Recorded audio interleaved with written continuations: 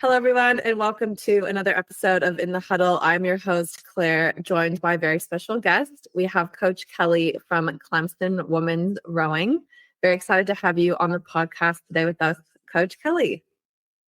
Hi, thanks for having me.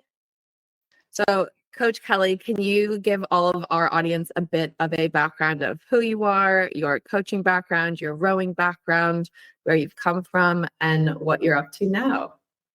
Sure. My name's Kelly Kraiss, and I am an assistant coach and the recruiting coordinator at Clemson University, which is in South Carolina in the southeast part of the United States. We just finished our first year at Clemson. Before that, I was at University of Alabama for 2 years, and I also coached at Rutgers University in New Jersey for a year. Before that, I coached high school girls in Florida, where I'm originally from. I grew up in Florida, and I coached at the high school team where I learned to row for 4 years, and loved every second of that, but was just ready to kind of take it to the next level and coach at the university level. I've also spent some time coaching the U19 group for the USA junior national team, more along the lines of the Olympic development group back when that was the camp system here has kind of changed over the years. But I did that for 4 years. I started rowing when I was a sophomore in high school here in the States. And then I rowed at the University of Tennessee. I did a lot of other things in between college rowing and getting back to coaching. But I definitely found my place here as a coach. So yeah, that kind of sums it up. Yeah. How do you think that your experience as a collegiate rower prepared you to be a collegiate coach?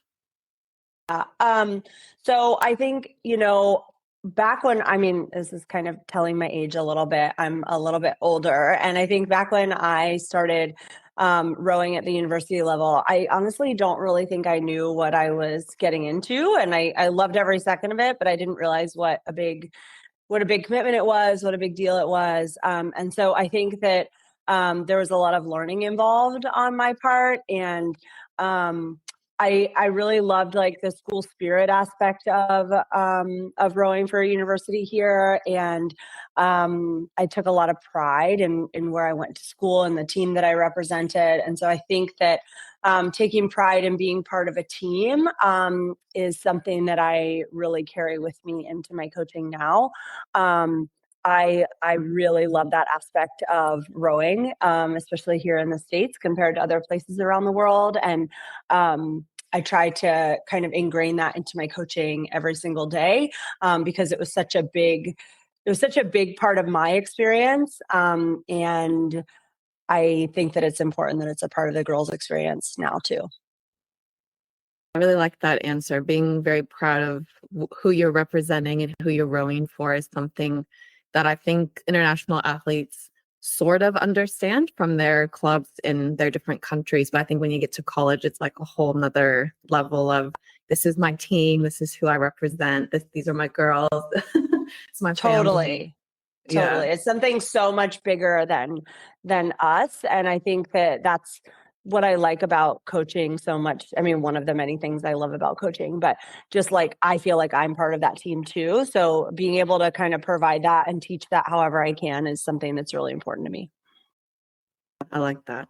I coach as well, and I definitely don't coach at the collegiate level, but with coaching, something that we usually tell our athletes that we're working with is, hey, you should definitely ask the coach what they love about coaching, whoever you're speaking to, whoever the recruiting coordinator is. Definitely ask them like why you love coaching. And you definitely answered that a bit already in your answer. And have you been asked that question as a recruiting coordinator? Have you had girls say, hey, why do you love coaching? Yeah, I do get asked that, and I don't get asked that often enough, I think, because I think that's a great question for recruits to ask. And but yeah, I've been asked it once in a while, I guess. And when an athlete does ask me that, I love it. So for all the recruiters out there, ask that question. And definitely it's a good conversation starter as well, because then you can also segue into talking about your club coaches as a recruit and your high school coaches as a recruit. So it's, really good pro tip out there to definitely ask coaches, hey, why do you love coaching? I personally love coaching because I feel like I can really see the change in an athlete from when they started with my team to going on to the next team. And that's something that I think you've talked about in your bios for some of the different schools that you've coached, of how you want your athletes to leave your program with a very positive outlook on life and being really prepared for life and being a really good human. So can you talk a bit about the process of how you coach with making sure that your athletes leave as better humans? Yeah, of course. I think so. Another little part of my background, I was in teaching for a while, like outside of coaching, and so I really think that is honestly the number one thing that we do as coaches is developing the athletes for what's going to happen past their time with us, and making sure that when they leave, they're ready for the real world, they're ready to be just great people, and that they're ready to make an impact on the world outside of rowing. I think that the ability to coaching at this level compared to coaching at high school, as a high school coach, you're able to connect with the athletes for like a few hours a day. But at this level, like I have athletes popping in we have athletes in our offices like all the time here.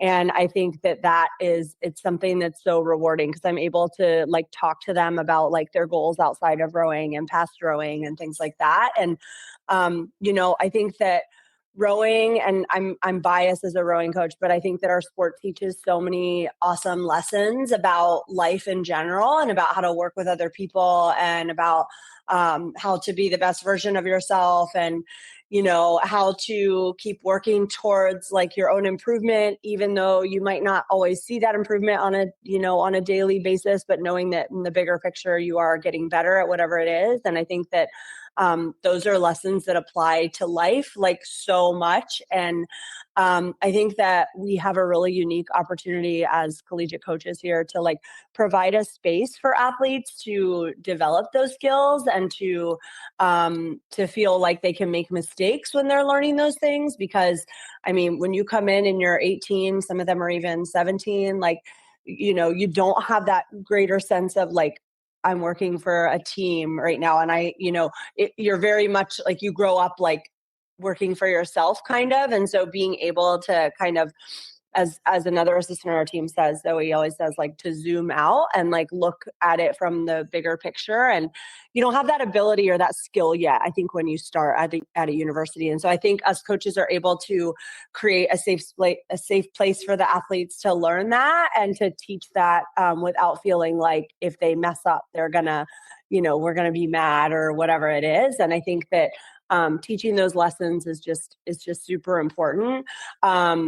And even more so than what they're able to accomplish on the erg or on the water or whatever. And I think, if we are, we of course want to compete at a really high level and do things at a really high level. And that's part of it too. And winning is part of it too. But I think I really believe you can do all of it and teach all of those lessons. So. Great answer. I want that to be our snippet that gets advertised everywhere for this episode. Hey. I think every parent listening to this that is not 100% sure what the U.S. college system is about or how the system provides support, I think that's a really good summary of it, because there's a lot of international schools out there, a lot of universities out there where your rowing and your sport is separate to your university. It's completely separate. It's training in the morning or training in the evenings, and your uni is just kind of parked in there somewhere. But in the US, with everything being so very much meshed, that's why we're so passionate about the US college system as a whole, because there's so many wonderful things about it, like you just mentioned, and also prepares you for the workforce as well. The workforce, knowing that you can make mistakes, knowing that you can zoom out, knowing that you're part of a bigger picture, and knowing that if something is not really going your way, you know how to have some of those harder conversations and more direct conversations by having experience in the college system to have conversations with your coaches. And I've actually noticed it in my personal life, being friends with people who are not high-level athletes. They just don't always have that experience and those skills to be like, hey, let's have a conversation. Or some of them can get Definitely. really, really down and don't necessarily have the skills to build themselves back up on their own. Definitely. So yeah, it's very interesting to notice when you get older who has really competed at a high level and is used to that and used to being able to equip themselves with those skills and who isn't. And I think that's a really important thing that people come out of the US college system like, yep, I can do this. I can do anything. I have the skills and I learned this at college. So yeah, Sure. that's For sure. big for us. And there's actually a couple of parents who have said, hey, my athlete has come back from America more confident. And they've said, our athlete, our child has come back more confident, more prepared for the world, but not in a bragging way, in a, I got this and I know what I can do and what I'm capable of. And I've had all these experiences to help me succeed in life. So that's a big thing that we've noticed as well, especially when we do family catch-ups, which is when we meet with current and past athletes that come meet up with us around Australian cities. And that's always really fun to hear the feedback from parents in that. Yeah. That's So for awesome. a younger rower listening who's maybe in grade 8, grade 9, maybe grade 10, and they're listening to this and they're like, okay, my dream is to be a US collegiate rower. Don't know where to start, don't know what kind of stuff I should be practicing, don't know what kind of stuff I should be focusing on in the coming years. What advice would you have for them?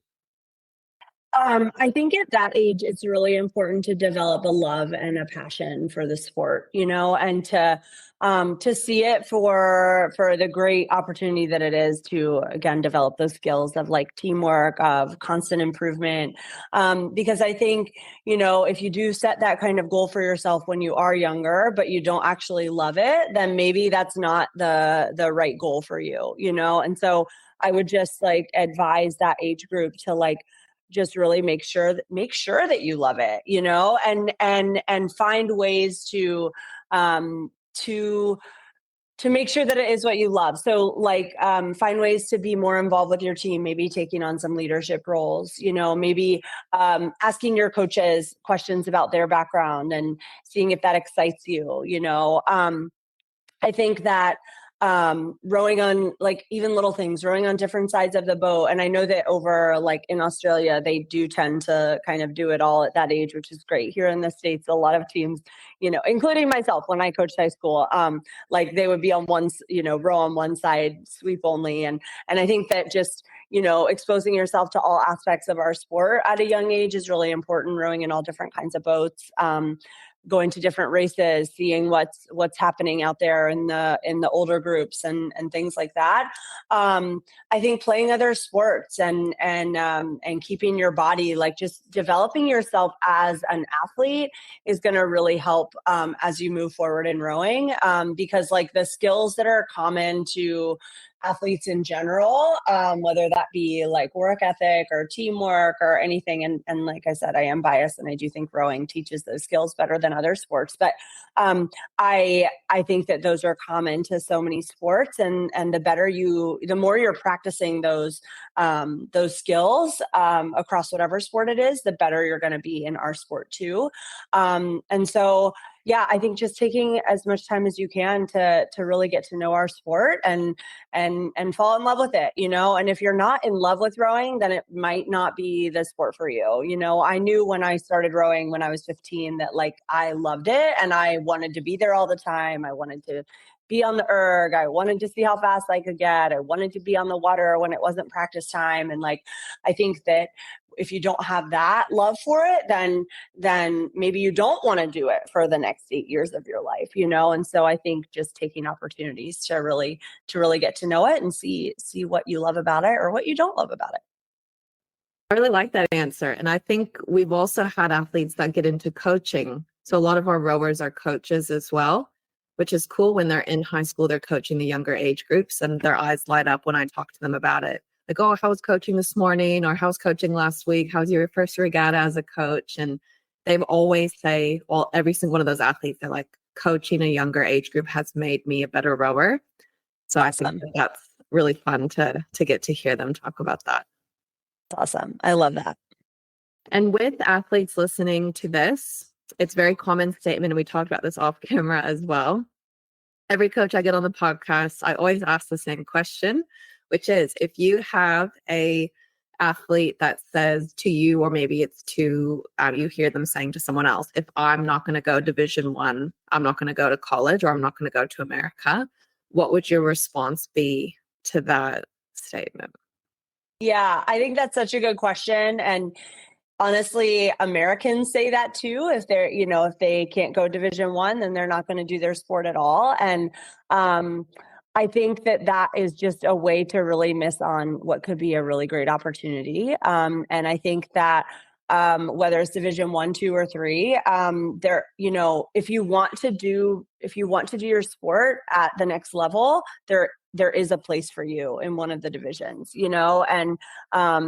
and Division 1, like, obviously that's where my experience is, and I love it, and I love the intensity that comes with it, and all of that. But some of the coaches that I admire the most in rowing are in other conferences, and I think that the girls who are in other conferences are having amazing experiences as well. And so when you, again, zoom out and look at it from the perspective of like, what's the experience that I want to have? I think then you can see like, okay, I could do Division 2 or Division 3 and still have a really great competitive experience. And I think that's what it's all about, is the experience that you have. I have like when I coached high school, one of my assistants had rowed at a Division 2 program in Florida, and she won a national championship while she was there. And like, nobody can ever take that away from her. Like, winning a national championship is winning a national championship at whatever level. And that's something that she carries with her, that she's going to carry with her forever. And she takes a lot of pride in it. And, she got the ring, and she got the hat, and she got that whole experience. And I think that, like, I've never had that experience as an athlete. And so I think that, like, there is really something to be said for just the experience that you get. And it's common, like the sense of team, the sense of hard work, all of that is common to all of the divisions. And so I think keep an open mind about that. Keep an open mind about, what you think. Like, there aren't only 5 schools in American rowing, there are over 100, and across different divisions. And I think that there is a team out there that will feel like home to you, and that will feel like a place where you can learn and grow and have a great experience while you're getting a great degree too. So. Very well said. And as anyone who's listened to this podcast regularly, that's very, very similar to what a lot of other coaches have said on this podcast. And my response is always, there can be some wonderful gems in quote unquote middle of nowhere, or not as high ranked as maybe you are dreaming about. That could be your absolute right fit. And if you are saying I'm D1 or bust, then you can be potentially missing out on such an incredible opportunity that could change the trajectory of your life.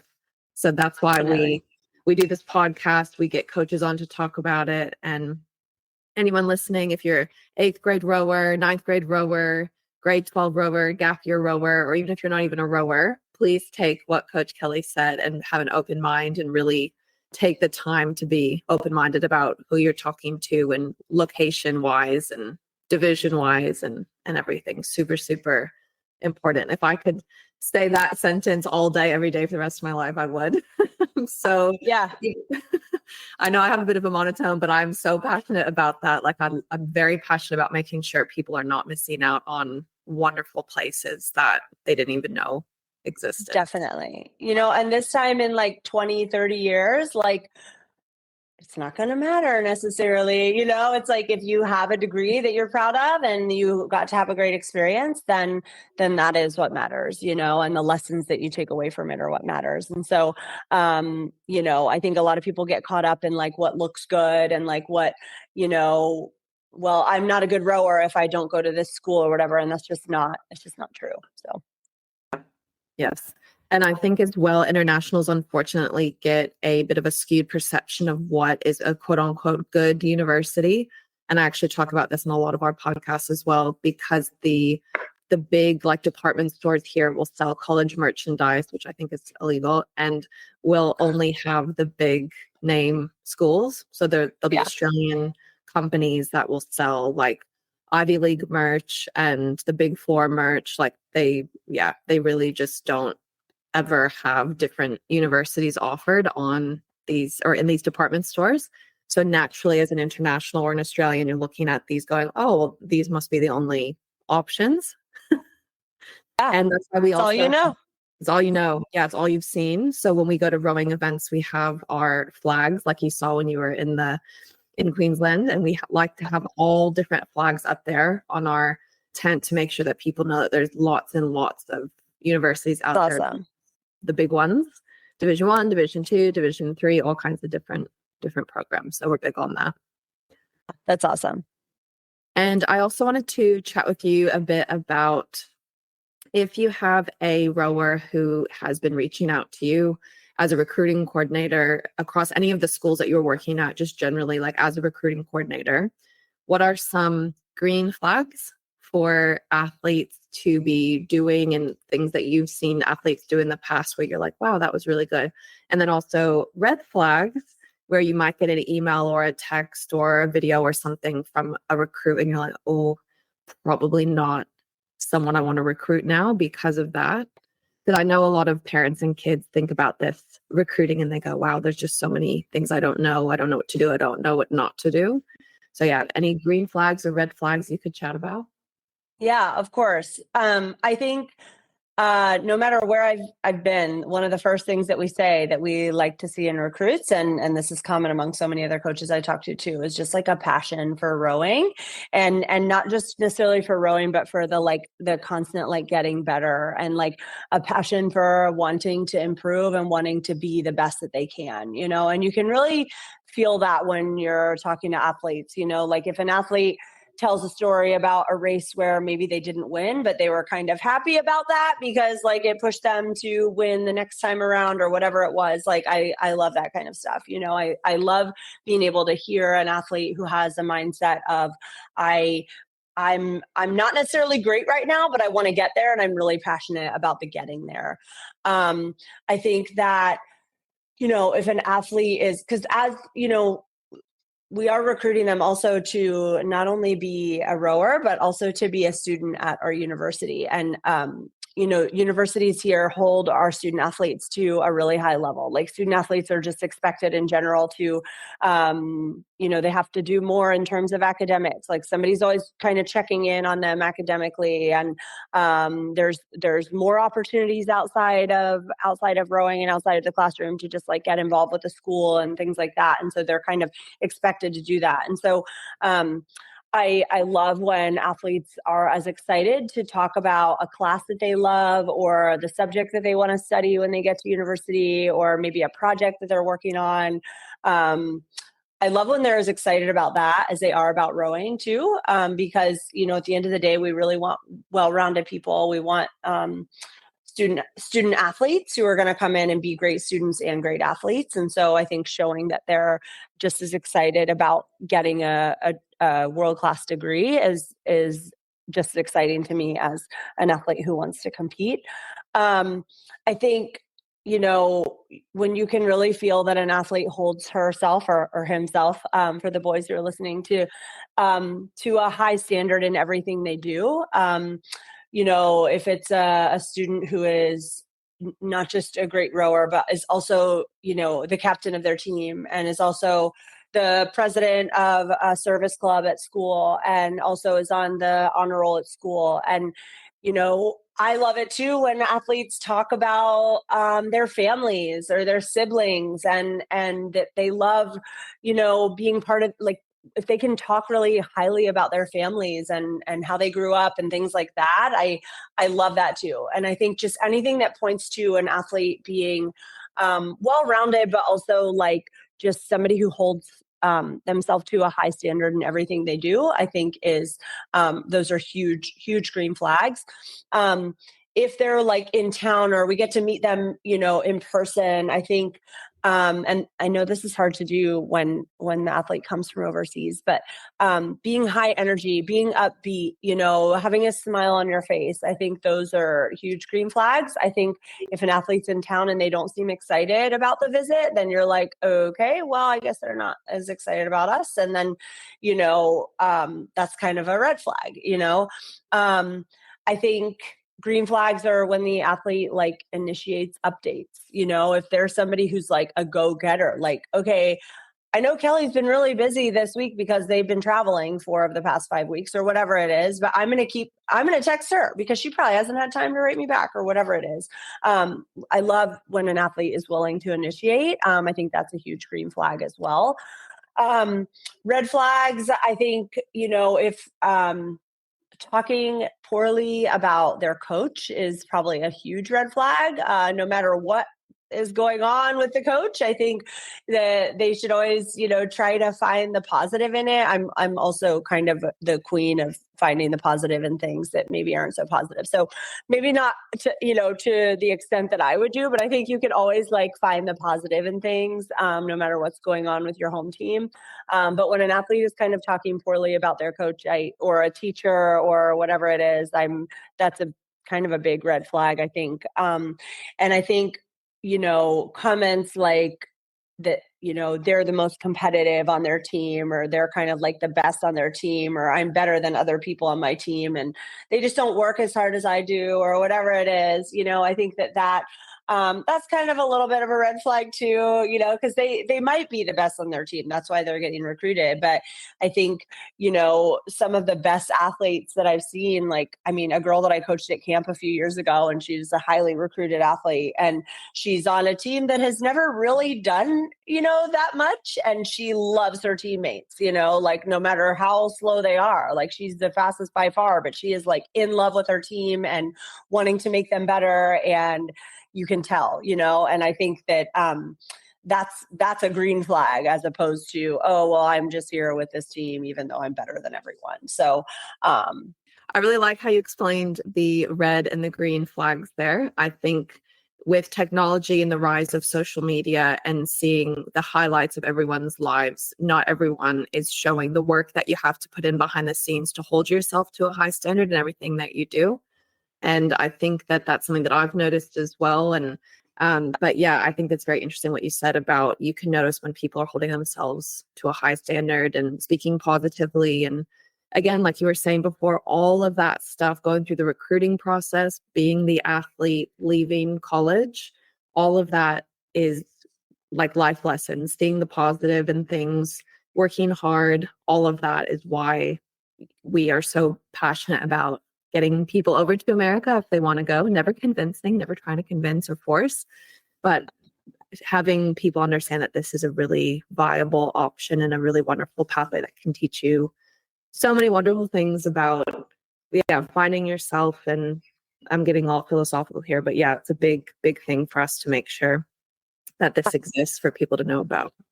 Totally. Yeah. Any advice for rowers that are in the recruitment process that are getting ready to make a decision? So any rowers that are listening to this going, okay, how do I decide what is my right fit? Besides your gut reaction or your gut feeling, from an outside perspective, what would you say are things that can really help to decide if this is the right school for you? Yeah, I think I think gut feeling is huge, like you said, and I think going somewhere that feels like home to you a little bit, is, even if you're from really far away, I think you kind of know what feels the most like home and like a place that you feel safe and supported and all of that. And I think that is, would be the next thing I would say.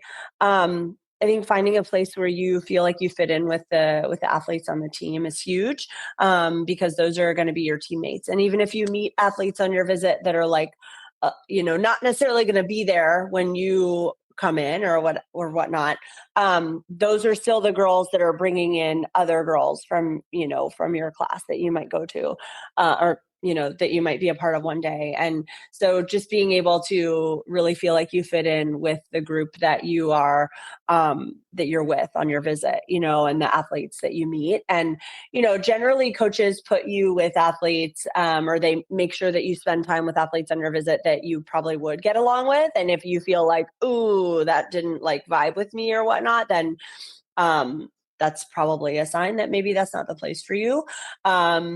I think, making sure that like it is a good academic fit for you, like in terms of what you want to study, but also knowing that there are other options, because a lot of people do change what they want to study during the course of their 4 years. And so not being like married to the idea of like, I'm going to study this very specific thing, and knowing that like there are other options for you.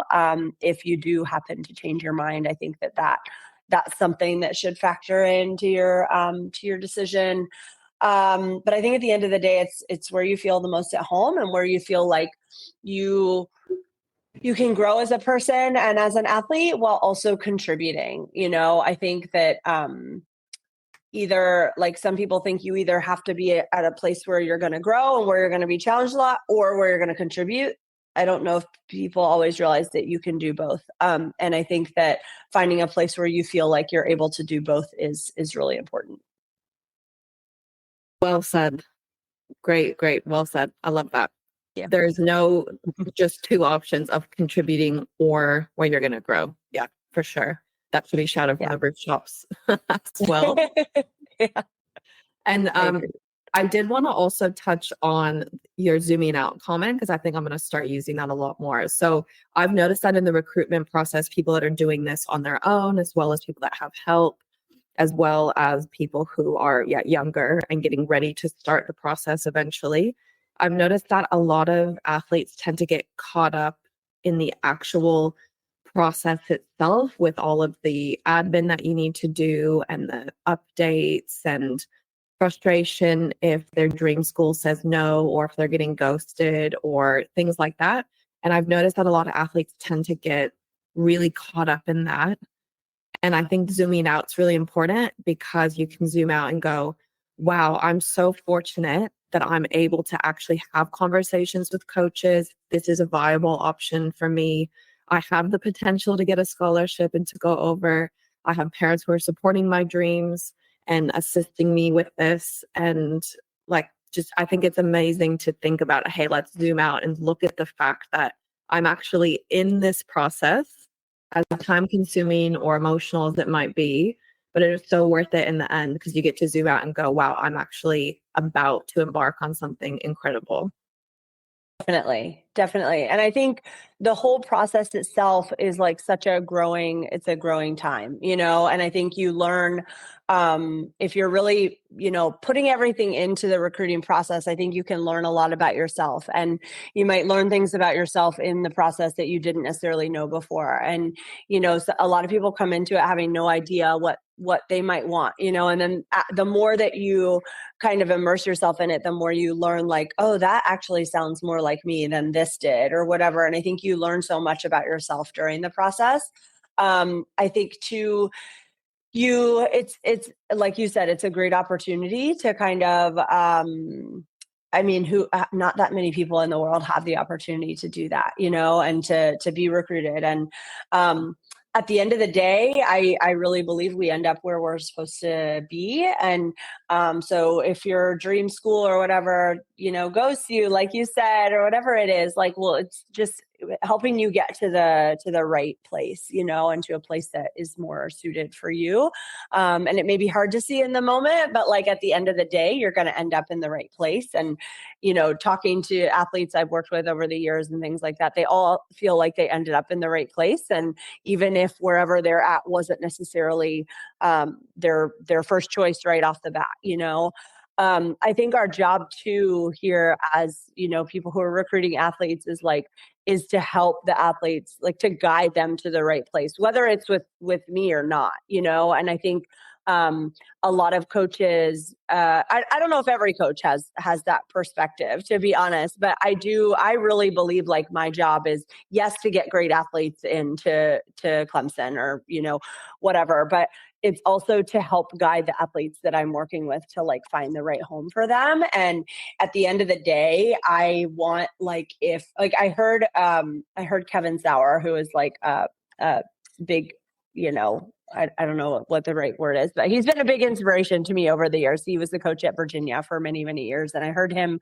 on an interview like 5 or 6 years ago saying like, as a recruiter, like if he, he'll see athletes that he recruited at races and things like that. And if they have like a positive memory of him, or they think like, oh, Kevin helped me realize this or whatnot, like even if they don't end up with him, and even if it's a kid that maybe he really wanted on the team, he's done his job right, you know what I mean, to like help the kid learn something about themselves or whatnot. And I think that really like resonated with me. I don't even remember where I heard him say that, but like I think that resonates with me a lot, because, it really is all about relationships and helping people. And yeah, we're going to get the kids that we're going to get, and we're going to try to get the best athletes and students that we can. But like at the end of the day, I hope that the athletes take something away from their time communicating with me that helps them in the future. And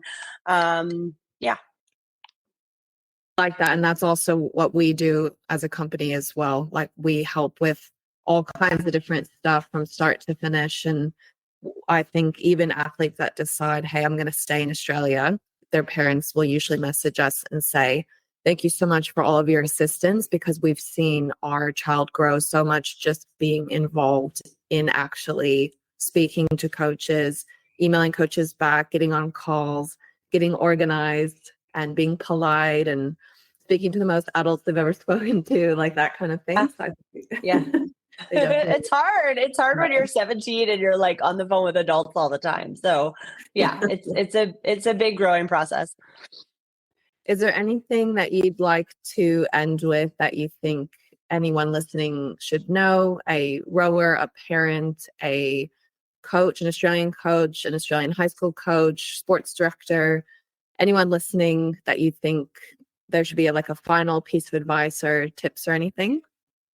Ooh, I think just find, like I said before, like find a place that feels like home, and do the research and talk to as many people as you can, get to know the athletes, get to know the coaches, get to know the school as much as you can. And know that like, this is a place where you're going to spend 4 years of your life, and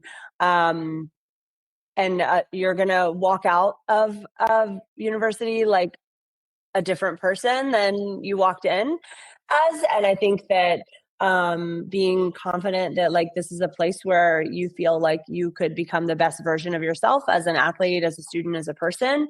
I think that's the right place, and knowing you're going to grow in every possible way, and feeling like this is the place that I want to grow in all aspects of my life. I think going with that is the best way to make a decision.